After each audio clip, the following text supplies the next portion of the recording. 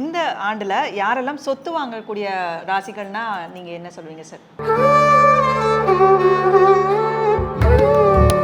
இந்த வருஷம் யாரெல்லாம் நல்ல சொத்து வாங்குவாங்க அப்படிங்கிறத பற்றி கேட்டிருக்காங்க. இந்த சொத்து வாங்குறது ரெண்டு தன்மை இருக்குது.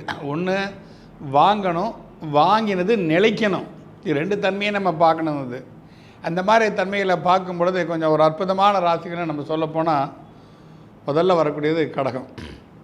ஏன் கடகம் அப்படின்னு சொன்னால், இந்த வருஷம் ஆரம்பத்திலேருந்து, அதாவது 1/1/2026 1/6/2026 வரை கிட்டத்தட்ட ஒரு 6 மாத காலம் மிதுனத்தில் தான் குரு சஞ்சரிச்சுக்கிட்டு இருப்பார். அப்போ கடகத்துக்கு அது இது விரயஸ்தானம். விரயஸ்தானத்தில் குரு சஞ்சரிக்கும் போது என்ன, சுப விரயம் ஆவதற்கு உண்டான ஒரு தன்மையை அது உருவாக்கி கொடுத்துரும்.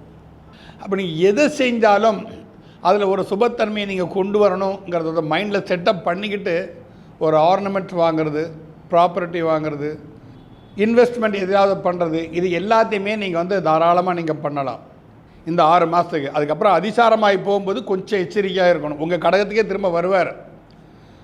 1/6/2026 கடகத்துக்கே வருவார். அப்போ இந்த ஜென்ம குருவாக செயல்படும் போது இந்த 4 மாதம் ப்ராப்பர்ட்டி விஷயத்தை நீங்கள் அதிகமாக கை வைக்கக்கூடாது, பேராசப்படக்கூடாது. நமக்கு நேரம் நல்லா இருக்குது அப்படின்னு சொல்லிட்டு இல்லாமல் இருந்துடக்கூடாது. கொஞ்சம் எச்சரிக்கையாக இருந்துக்கணும். அந்த 1/6/2026 30/10/2026 வரைக்குமே கொஞ்சம் கேர்ஃபுல்லாக இருக்கணும். அதுக்கப்புறம் பிரச்சனை இல்லை. அதுக்கப்புறம் தானாக சிம்மத்துக்கு தான் போகும். சிம்மத்துக்கு போனாலும் உங்களுக்கு பாசிட்டிவான பீரியடு தான்.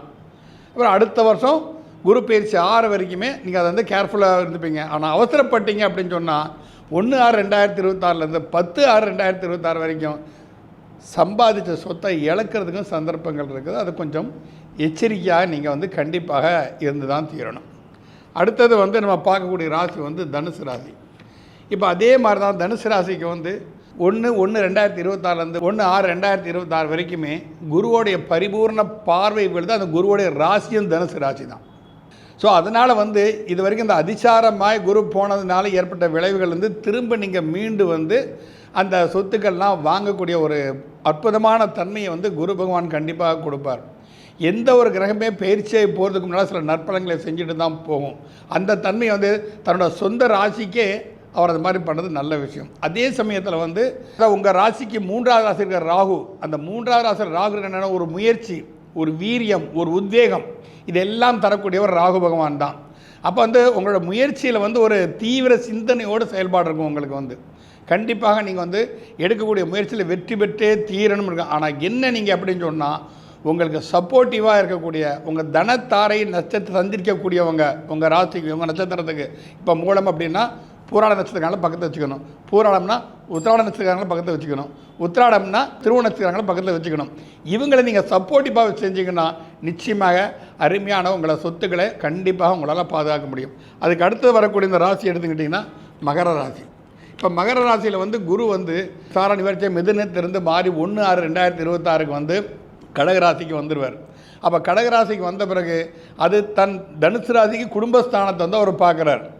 அதான் மகர ராசியாக அவர் பார்க்குறாரு. அப்போ மகர ராசிக்கு பார்க்கும்போது மகர ராசிக்காரர்கள் இந்த காலகட்டத்தில் குருவோட 7ஆம் பார்வை ரொம்ப விசேஷமான பார்வை. எந்த கிரகத்துக்குமே 7ஆம் பார்வை அற்புத நற்பலன்களை தரும். ஆனால் குருவோட 7ஆம் பார்வை ரொம்ப ரொம்ப ரொம்ப விசேஷமான ஒரு தன்மையை கொடுக்கக்கூடிய ஒரு விஷயம். அதனால் இந்த காலகட்டத்தையும் நீங்கள் அதுக்கு உண்டான அந்த சொத்துக்களை வாங்குறதுல கொஞ்சம் தீவிரத்தை காட்டினீங்க அப்படின்னு சொன்னால், ஆனால் 2ல் ராகு இருக்கிறான், கொஞ்சம் எச்சரிக்கையாக இருக்கணும். பேச்சு உங்கள் பேச்சால் தான் உங்கள் சொத்தும் கைவிட்டு போகுமே தவிர அது கிரக ரீதியாக ஒன்றும் ஆகாது. நீங்கள் தாறுமாறமாக பேசுனீங்கன்னா பேச வச்சுன்னு ராகு.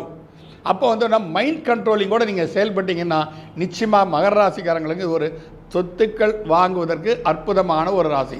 அதுக்கு அடுத்தது கும்பராசி. இந்த கும்பராசியை பொறுத்த வரைக்கும் என்னென்னா, இப்போ 1/1/2026 1/6/2026 மிதுன ராசியிலேருந்து பாக்கிய பார்வையாக பார்க்குறான். அப்போ பாக்கிய பார்வை பார்க்கும்போது உங்களுக்கு பூர்வீக சொத்து பிரச்சனைகள்லாம் தீர்ந்து அது யார் விலைக்கு வாங்குறதுங்கிற ஒரு சப்ஜெக்ட் வரும். அப்போ யார் விலைக்கு வாங்குறதுன்னு நினைக்கும்போது அதை நீங்களே வாங்குங்க. நிச்சயமாக அது உங்கள் பாக்கியத்தில் கண்டிப்பாக அது உங்களுக்கு அமையும்.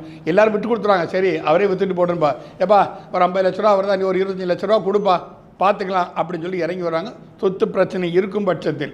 அதே சமயத்தில் இந்த குரு பகவான் சிம்மராசிக்கு போவாப்புல. அந்த சிம்மராசிக்கு போகும்போதும் அதை கரெக்டாக அங்கே 7ஆம் பார்வையாக உங்கள் கும்பராசியை பார்ப்பதனால் இந்த காலகட்டங்களையும் நீங்கள் வந்து உங்கள் சொத்தை வந்து காப்பாற்றிக்கூடிய ஒரு தன்மை இருக்குது. வந்து இந்த கேப்பில் இருக்கக்கூடிய ஒரு காலகட்டங்கள் இருக்குது. 14/6/2026 30/10/2026 வரைக்கும் ஒரு காலகட்டங்கள் இருக்குல்ல, அந்த காலகட்டங்களில் கொஞ்சம் எச்சரிக்கையாக நீங்கள் இருக்கணும். அந்த மாதிரி இருந்துகிட்டு இருந்தீங்கன்னா இந்த 4 ராசிக்காரங்களையும் தனுசு, கடகம், மகரம், கும்பம் இவங்கள் இந்த வருஷம் ப்ராப்பர்ட்டியை நிறைய வாங்குவதற்கு சந்தர்ப்பங்கள் இருக்கின்றன.